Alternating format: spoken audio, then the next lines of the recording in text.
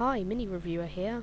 Finally got some new recording equipment, so from here on out you can enjoy better quality of sound and volume. Hooray! Anyway, this is my review for How to Lose Friends and Alienate People.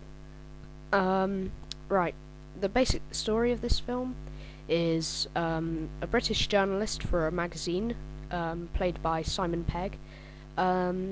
He's not really getting very far in life, and he's always dreamed of being a big star and hanging out with the celebrities, but at the moment he's getting thrown out of clubs and people hate him. But he's featured in the news after being headlocked and dragged out of a club, and a big American magazine owner is reminded by him of what he was like as a young journalist writing scathing reviews about the celebrities. So he hires him, and Simon Pegg goes over the Big Apple to work for a huge magazine over there. Basically he thinks he's going in to be a big star in that, and it turns out he's still going to be a grunt. There's a load of hilarious escapades, and there's quite a good moral message in here that that money and fame and all those things don't necessarily make you happy, but it's not overly preachy. It basically just reveals that sort of later on. Very good film.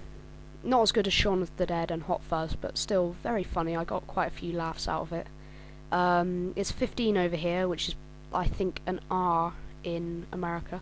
I think that's a pretty good rating for it, because while there's not as much swearing as, say, Hot Fuzz and Shaun of the Dead, there is some adult content, and you get to see a bit of the male anatomy that I'd rather not have seen.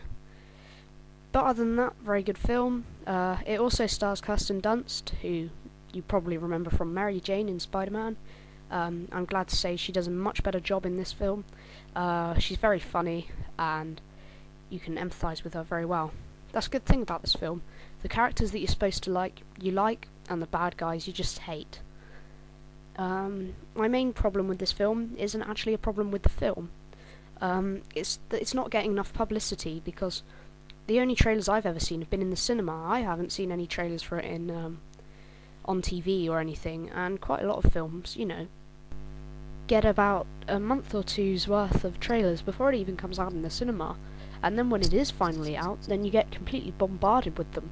You get posters, trailers, the whole shebang.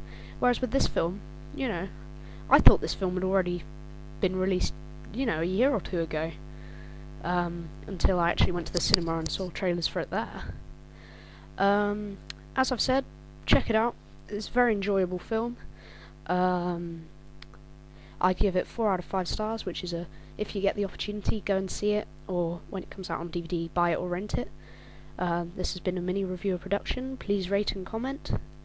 And to see this version with trailers and pictures and whatnot, go to either fearofthefilmfan.ning.com or my MySpace page, which is still being built, so it's only got a couple of things up there, but this one will go up. Thank you, please enjoy the film.